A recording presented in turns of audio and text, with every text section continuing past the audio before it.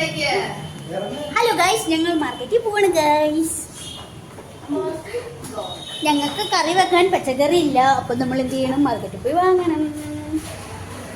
ഇത്രയും ദിവസം ഫ്ലിപ്കാർട്ടിൽ നിന്ന്. ഹലോ ഗൈസ്, അപ്പോൾ നമ്മൾ മാർക്കറ്റിൽ പോവുകയാണ്. അപ്പോൾ മാർക്കറ്റിലേക്ക് ഇങ്ങനെ നടന്നുകൊണ്ടിരിക്കുകയാണ്. ഞങ്ങൾ ഒരു ചെറിയ ചെറിയ കുശലങ്ങളൊക്കെ പറഞ്ഞ് റൂമിൽ എല്ലാവരും ഇറങ്ങിയിട്ടുണ്ട്. മാർക്കറ്റിൽ പോയി പച്ചക്കറി വാങ്ങാൻ. സാധാരണ ഞങ്ങൾ ഫ്ലിപ്കാർട്ടിൽ നിന്നാണ് വാങ്ങിച്ചുകൊണ്ടിരുന്നത്. 5 minutes ഡെലിവറി ഉണ്ടല്ലോ, ഓർഡർ ചെയ്താൽ അപ്പോൾ തന്നെ വരുമല്ലോ എന്ന് വിചാരിച്ചിട്ട്. അപ്പോൾ ഇന്നൊരു ചേഞ്ചിന് വേണ്ടി നമ്മൾ മാർക്കറ്റിൽ പോകാമെന്ന് വിചാരിച്ച്. അങ്ങനെ ഞങ്ങൾ മാർക്കറ്റിൽ അവർ പോകാമെന്ന് പറഞ്ഞാൽ നമ്മളും പുറകെ പോയിട്ടാണ്. അപ്പോൾ അവർ തന്നെ മുന്നേ നടക്കുന്നുണ്ട്. അവർക്ക് നമ്മുടെ റൂമിലുള്ള ആൾക്കാരാണ് കേട്ടോ. പിന്നെ തിരക്കുണ്ടായിരുന്നു, അത്യാവശ്യം തിരക്കുണ്ടായിരുന്നു. പക്ഷേ സാധനങ്ങൾ കുറേയൊക്കെ തീർന്നായിരുന്നു കേട്ടോ. പക്ഷേ ഇവിടെ നമ്മൾ മാർക്കറ്റിലും പുറത്തൊക്കെ ഇറങ്ങുമ്പോൾ ഫോൺ എടുക്കാൻ പേടിയാണ് ഗൈസ്. കാരണം എപ്പോഴും കള്ളന്മാരും ഒന്ന് പിടിച്ചു പറിച്ചുകൊണ്ട് പോകാമെന്ന് പറയാൻ പറ്റില്ല, സേഫ് അല്ല. അതുകൊണ്ട് കുറേയൊക്കെ റിസ്ക് ഉണ്ട് വീഡിയോ എടുക്കുന്നതിലും.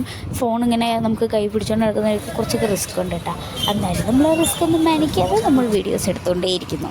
അപ്പോൾ ഇതിൻ്റെ ഞങ്ങൾ മാർക്കറ്റിൽ പച്ചക്കറിയൊക്കെ വാങ്ങുമ്പോൾ ഈ പെണ്ണിൻ്റെ കട വന്നു കഴിഞ്ഞാൽ ഇവന് സ്ഥിര സാധനം വാങ്ങണം നിർബന്ധം കേട്ടോ.